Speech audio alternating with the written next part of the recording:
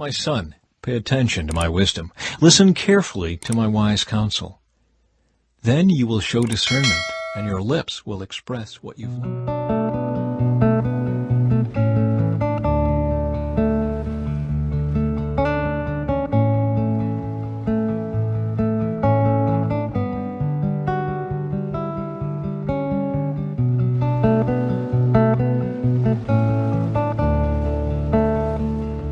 My son, pay attention to my wisdom. Listen carefully to my wise counsel.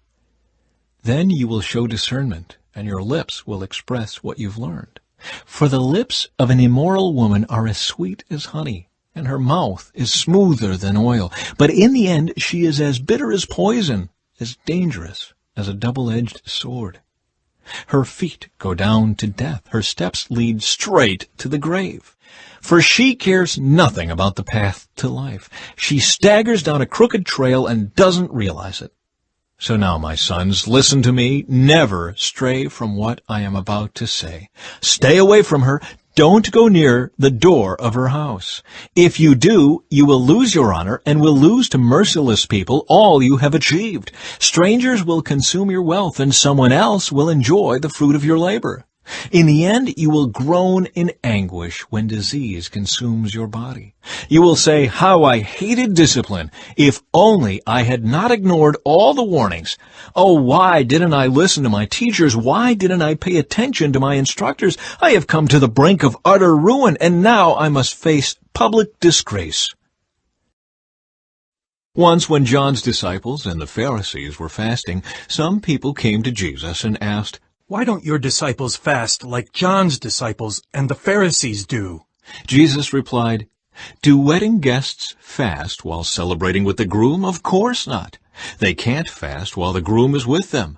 But someday the groom will be taken away from them, and then they will fast. Besides, who would patch old clothing with new cloth? For the new patch would shrink and rip away from the old cloth, leaving an even bigger tear than before. And no one puts new wine into old wineskins, for the wine would burst the wineskins, and the wine and the skins would both be lost. New wine calls for new wineskins." A discussion about the Sabbath. One Sabbath day, as Jesus was walking through some grain fields, his disciples began breaking off heads of grain to eat. But the Pharisees said to Jesus, "Look, why are they breaking the law by harvesting grain on the Sabbath?" Jesus said to them, "Haven't you ever read in the Scriptures what David did when he and his companions were hungry?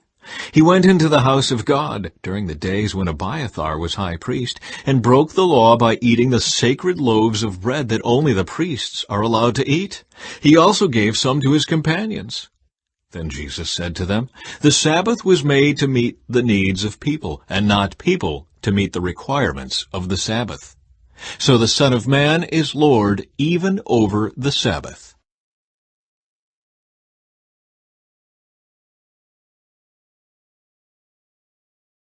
Jesus went into the synagogue again and noticed a man with a deformed hand.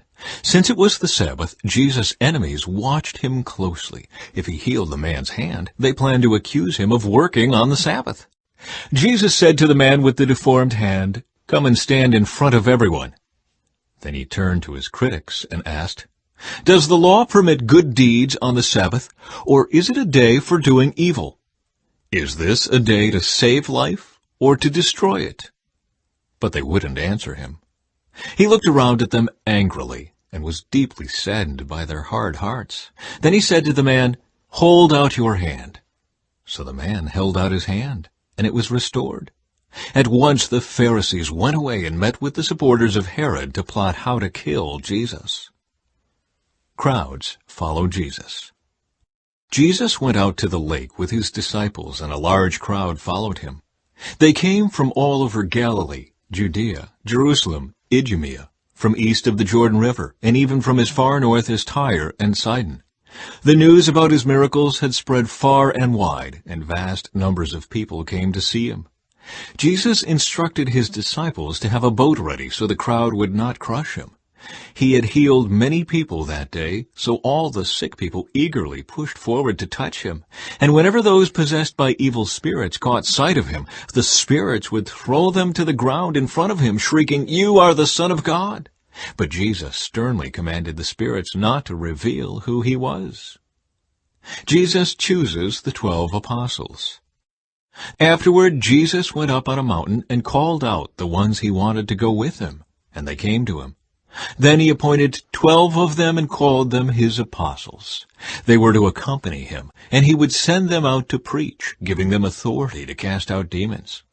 These are the 12 he chose: Simon, whom he named Peter; James and John, the sons of Zebedee, but Jesus nicknamed them sons of thunder; Andrew, Philip, Bartholomew, Matthew, Thomas, James, son of Alphaeus, Thaddeus, Simon the Zealot, Judas Iscariot, who later betrayed him. Jesus and the Prince of Demons. One time Jesus entered a house, and the crowds began to gather again. Soon he and his disciples couldn't even find time to eat. When his family heard what was happening, they tried to take him away. "He's out of his mind," they said. But the teachers of religious law who had arrived from Jerusalem said, "He's possessed by Satan, the prince of demons. That's where he gets the power to cast out demons." Jesus called them over and responded with an illustration. "How can Satan cast out Satan?" he asked. "A kingdom divided by civil war will collapse. Similarly, a family splintered by feuding will fall apart. And if Satan is divided and fights against himself, how can he stand? He would never survive. Let me illustrate this further. Who is powerful enough to enter the house of a strong man like Satan and plunder his goods? Only someone even stronger, someone who could tie him up and then plunder his house. I tell you the truth, all sin and blasphemy can be forgiven, but anyone who blasphemes the Holy Spirit will never be forgiven. This is a sin with eternal consequences." He told them this because they were saying he's possessed by an evil spirit. Chapter 21. Fair treatment of slaves. These are the regulations you must present to Israel. If you buy a Hebrew slave, he may serve for no more than 6 years. Set him free in the 7th year, and he will owe you nothing for his freedom. If he was single when he became your slave, he shall leave single. But if he was married before he became a slave, then his wife must be freed with him. If his master gave him a wife while he was a slave, and they had sons or daughters, then only the man will be free in the 7th year, but his wife and children will still belong to his master. But the slave may declare, "I love my master, my wife, and my children. I don't want to go free." If he does this, his master must present him before God. Then his master must take him to the door or doorpost and publicly pierce his ear with an awl. After that, the slave will serve his master for life. When a man sells his daughter as a slave, she will not be freed at the end of 6 years, as the men are. If she does not satisfy her owner, he must allow her to be bought back again. But he is not allowed to sell her to foreigners, since he is the one who broke the contract with her. But if the slave's owner arranges for her to marry his son, he may no longer treat her as a slave, but as a daughter. If a man who has married a slave wife takes another wife for himself, he must not neglect the rights of the first wife to food, clothing, and sexual intimacy. If he fails in any of these 3 obligations, she may leave as a free woman without making any payment. Cases of personal injury. Anyone who assaults and kills another person must be put to death. But if it was simply an accident permitted by God, I will appoint a place of refuge where the slayer can run for safety. However, if someone deliberately kills another person, then the slayer must be dragged even from my altar and be put to death. Anyone who strikes father or mother must be put to death. Kidnappers must be put to death, whether they are caught in possession of their victims or have already sold them as slaves. Anyone who dishonors father or mother must be put to death. Now suppose 2 men quarrel, and one hits the other with a stone or fist, and the injured person does not die, but is confined to bed. If he is later able to walk outside again, even with a crutch, the assailant will not be punished, but must compensate his victim for lost wages and provide for his full recovery. If a man beats his male or female slave with a club, and the slave dies as a result, the owner must be punished. But if the slave recovers within a day or two, then the owner shall not be punished, since the slave is his property. Now suppose two men are fighting, and in the process they accidentally strike a pregnant woman so she gives birth prematurely. If no further injury results, the man who struck the woman must pay the amount of compensation the woman's husband demands, and the judges approve. But if there is further injury, the punishment must match the injury. A life for a life, an eye for an eye, a tooth for a tooth, a hand for a hand, a foot for a foot, a burn for a burn, a wound for a wound, a bruise for a bruise. If a man hits his male or female slave in the eye and the eye is blinded, he must let the slave go free to compensate for the eye. And if a man knocks out the tooth of his male or female slave, he must let the slave go free to compensate for the tooth.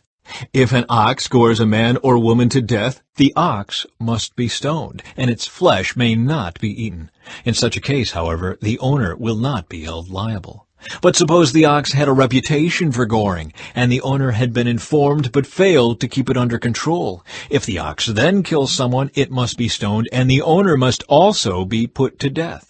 However, the dead person's relatives may accept payment to compensate for the loss of life. The owner of the ox may redeem his life by paying whatever is demanded. The same regulation applies if the ox gores a boy or a girl. But if the ox gores a slave, either male or female, the animal's owner must pay the slave's owner 30 silver coins, and the ox must be stoned. Suppose someone digs or uncovers a pit and fails to cover it, and then an ox or a donkey falls into it. The owner of the pit must pay full compensation to the owner of the animal, but then he gets to keep the dead animal. If someone's ox injures a neighbor's ox, and the injured ox dies, then the two owners must sell the live ox and divide the price equally between them. They must also divide the dead animal. But if the ox had a reputation for goring, yet its owner failed to keep it under control, he must pay full compensation, a live ox for the dead one, but he may keep the dead ox.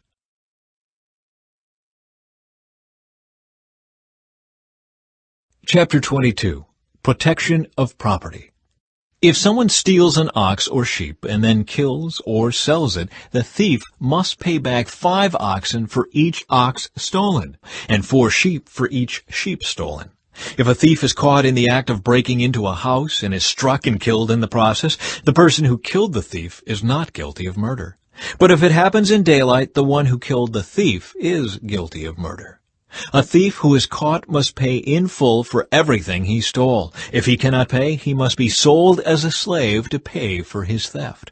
If someone steals an ox or a donkey or a sheep, and it is found in the thief's possession, then the thief must pay double the value of the stolen animal.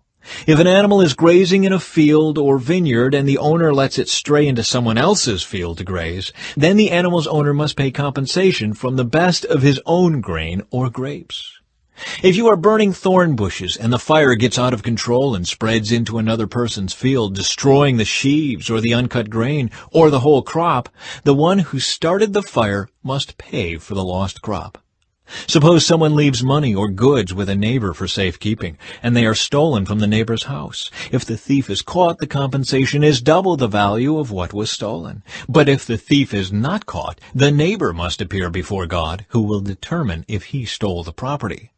Suppose there is a dispute between two people who both claim to own a particular ox, donkey, sheep, article of clothing, or any lost property. Both parties must come before God, and the person whom God declares guilty must pay double compensation to the other. Now suppose someone leaves a donkey, ox, sheep, or any other animal with a neighbor for safekeeping, but it dies or is injured or gets away, and no one sees what happened. The neighbor must then take an oath in the presence of the Lord. If the Lord confirms that the neighbor did not steal the property, the owner must accept the verdict and no payment will be required. But if the animal was indeed stolen, the guilty person must pay compensation to the owner. If it was torn to pieces by a wild animal, the remains of the carcass must be shown as evidence, and no compensation will be required. If someone borrows an animal from a neighbor and it is injured or dies when the owner is absent, the person who borrowed it must pay full compensation. But if the owner was present, no compensation is required. And no compensation is required if the animal was rented, for this loss is covered by the rental fee. Social responsibility. If a man seduces a virgin who is not engaged to anyone and has sex with her, he must pay the customary bride price and marry her. But if her father refuses to let him marry her, the man must still pay him an amount equal to the bride price of a virgin. You must not allow a sorceress to live. Anyone who has sexual relations with an animal must certainly be put to death. Anyone who sacrifices to any god other than the Lord must be destroyed. You must not mistreat or oppress foreigners in any way. Remember, you yourselves were once foreigners in the land of Egypt. You must not exploit a widow or an orphan. If you exploit them in any way, and they cry out to me, then I will certainly hear their cry. My anger will blaze against you, and I will kill you with the sword. Then your wives will be widows, and your children fatherless. If you lend money to any of my people who are in need, do not charge interest as a moneylender would. If you take your neighbor's cloak as security for a loan, you must return it before sunset. This coat may be the only blanket your neighbor has. How can a person sleep without it? If you do not return it, and your neighbor cries out to me for help, then I will hear, for I am merciful. You must not dishonor God or curse any of your rulers. You must not hold anything back when you give me offerings from your crops and your wine. You must give me your firstborn sons. You must also give me the firstborn of your cattle, sheep, and goats. But leave the newborn animal with its mother for 7 days, then give it to me on the 8th day. You must be my holy people. Therefore do not eat any animal that has been torn up and killed by wild animals. Throw it to the dogs.